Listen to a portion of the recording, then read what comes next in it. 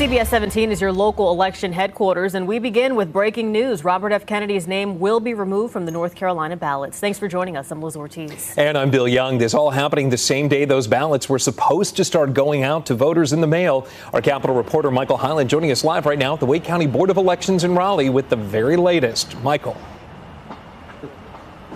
The order that came out this morning from the Court of Appeals says this was a unanimous decision by the judges, and it means that the thousands of ballots sitting here ready to go out right now will not go out today. The order does not explain why the judges reached the decision that they did, though. Attorneys for Robert F. Kennedy Jr. argued that having his name on the ballot would be confusing to voters, given that he's endorsed former President Trump. An attorney for the state called this, quote, an 11th hour attempt to disrupt the democratic process. They point out that getting ballots ready has taken weeks of work and cost millions of dollars. Reprinting the ballots and testing them could delay voting by another 2 weeks. We would have to go back kind of to square one. We would have to reprogram. We would have to recode.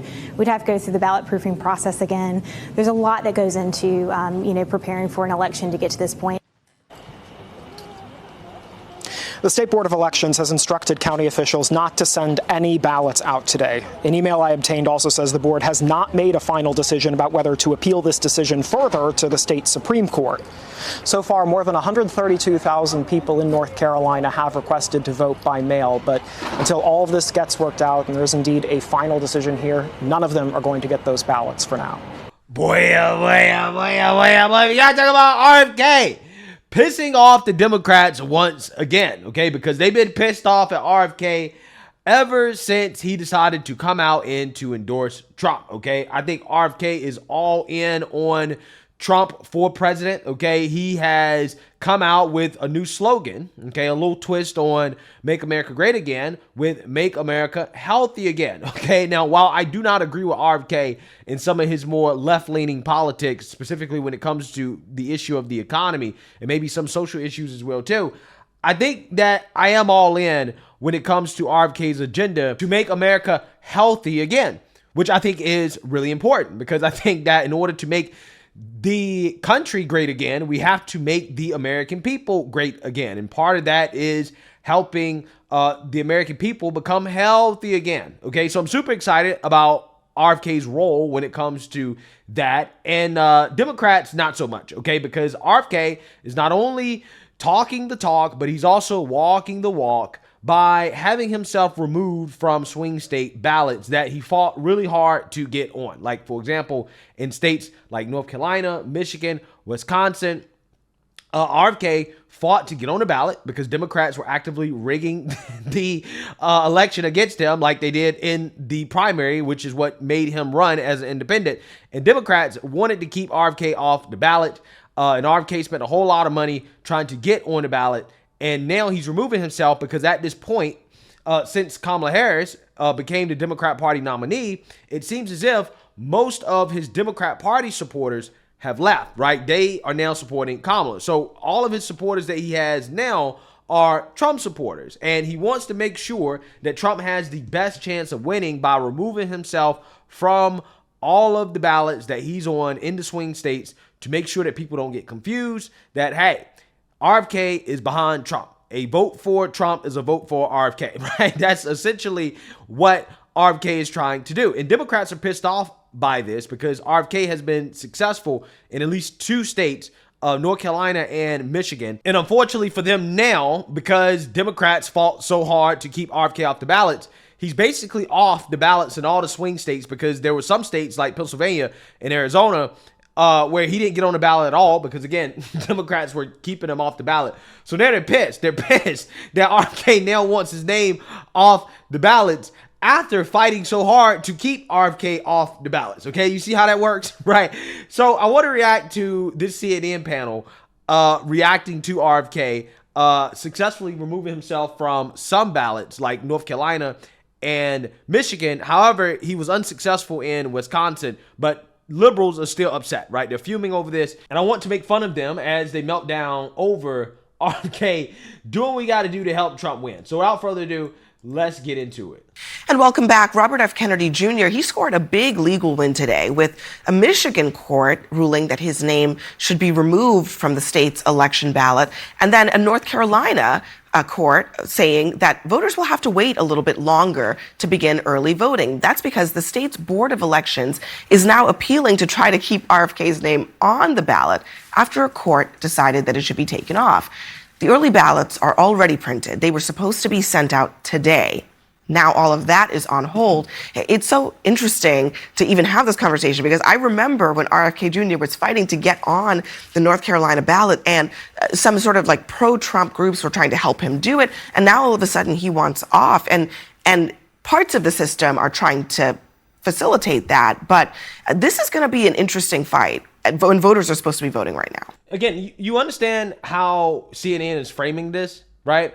Like they're basically trying to say that, well, this is kind of hypocritical because RFK, he fought so hard to get on the ballot and now he wants to get off the ballot after the pro-Trump groups were helping him get on the ballot. But she fails to mention that Democrats were the ones fighting against RFK to get on the ballot. And now they're the ones that are fighting to keep him on the ballot, okay? Although they didn't want him on the ballot, right? It's amazing how she chooses to frame this as Republican hypocrisy or some type of hypocrisy from RFK, when hypocrisy here is really from the Democrats, okay? When RFK was running as a presidential candidate, of course, he should want to be on the ballot, right? And we should have RFK on the ballot, right? If these people believe in democracy, but now that he's dropped out and he's endorsed Trump, he's saying, well, I don't want to be on the ballot anymore because he's not running, okay? Now, again, Democrats, the ones that are fighting to keep him on the ballot after basically making arguments that he shouldn't be allowed on the ballot in the first place, yeah, that's when a lot of hypocrisy comes in because he's not running for president anymore, right? There's no reason for him to actually be on the ballot. Why is it that all of a sudden when RFK was a candidate, Democrats didn't want him on the ballot, and when RFK is not a candidate, Democrats want him on the ballot, right? That is what doesn't really make sense. Yeah, RFK Jr. is a plant. He was planted by the Trump campaign, and he's there to help the Trump campaign any way he possibly can. He was never a Democrat. All of his family members will tell you that. His whole purpose is to make sure that Donald Trump wins. And he will do whatever he has to do, whether he gets on the ballot or gets off the ballot, and the Republican Party will support him doing that. He should not be considered as a serious factor, except for the fact that he may be able to shave half a point here, half a point there, which would be just enough to win in the battleground state. That's all they care about. They don't care about RFK's views. They just care about how they can use and manipulate this guy to beat Kamala Harris. Wow, this guy is extremely dense. This dude might be one of the dumbest people that CNN brings on to talk about politics, okay? Because what he's saying makes absolutely zero sense, okay? Let's break this down. First of all, this man says RFK was never a Democrat. RFK is a Kennedy. He's from a family of Democrats, right? RFK ran in the Democrat primary. He's been a Democrat his whole life, okay? Been a Democrat his whole life up until now because the Democrat Party left RFK, right? RFK did not leave the Democrat Party. The Democrat Party left RFK. The Democrat Party said, no, RFK, you're not a Democrat.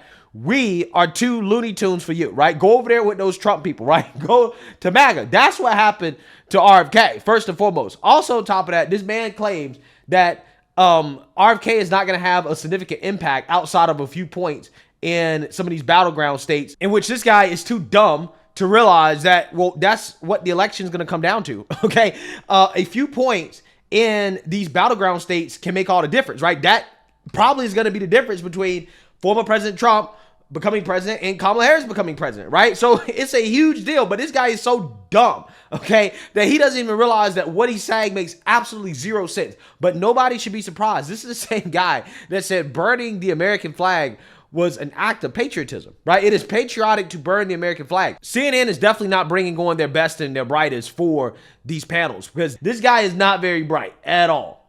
I think that now, the Harris part of this, like RFK Jr.'s Harris support, that's all gone. What's left is the Trump support, and that's why this is such a nail biter. For Everything the matters. campaign. Every single vote's going to matter, and it's going to matter a lot. I mean, so listen, I've been at the polling locations. I've been counting ballots. You never know why somebody's going to pull the trigger as a protest vote. So now there's no longer a protest vote. And so it's a good thing that RFK is off the ballot. That's the system that he wants. I'm glad that we're getting him off the ballot. He's getting off. As for him being a plant, I mean, he was a Democrat his entire life until the Democratic Party said, no, we don't want you to run against Joe Biden. And so it's hard for me to believe he's a plant when he was a Democrat his whole Gabbard was life. supposedly a Democrat too. Look what she was. Yeah. Look, in terms of strategy, though, removing him off the ballots does free up the votes. I think the question for the Trump campaign, however, is what apparatus is left from RFK Jr.'s campaign? Do they know where those voters are? They're going to definitely lose some of them. So let's say you're looking at 5% in a state like Arizona. Maybe you lose 3. Can you maintain 2 to help you get over that hump of 10,000 vote loss from 2020? That's going to be the big question for the Trump campaign. I find it ironic. No, it does where matter. In 2020, Republicans were screaming at the top of their lungs when people were changing rules because we were in a once-in-a-lifetime global pandemic and we needed to do it to accommodate voters. And now on the day when voters should actually be able to start to vote, it's Republicans actually preventing people to do.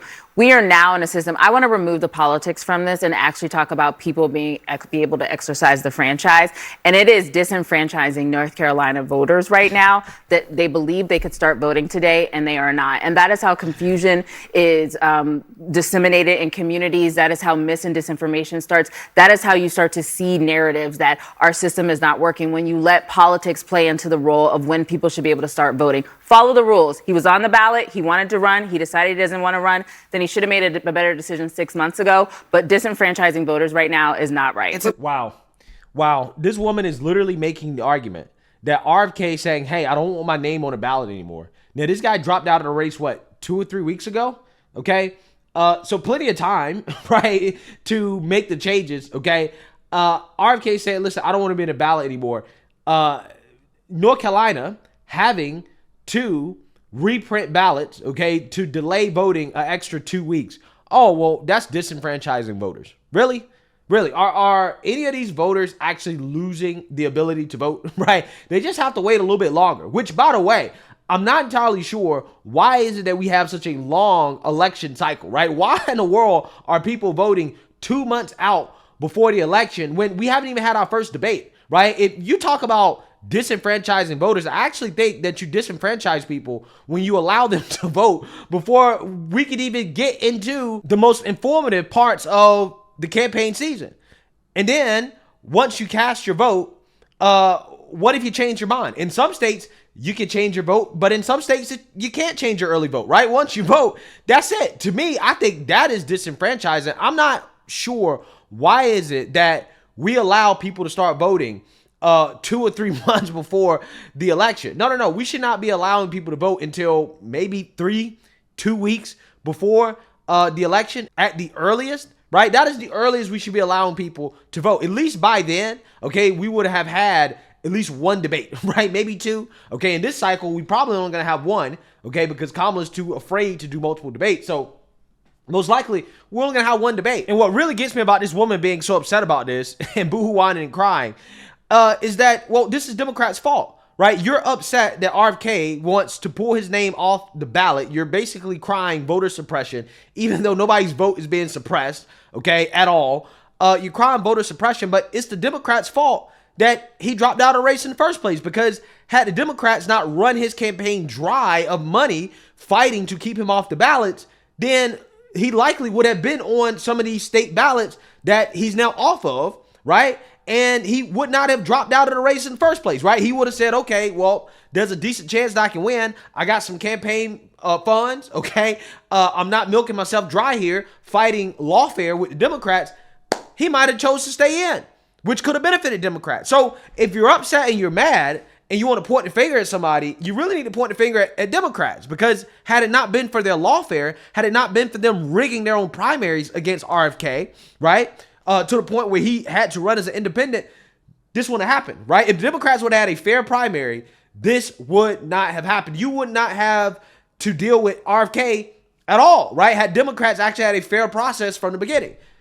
And again, that's what blows my mind about this woman being so mad and so triggered. It's like, well, again, if you're going to be mad and triggered, don't be mad at anybody except Democrats. This is their fault.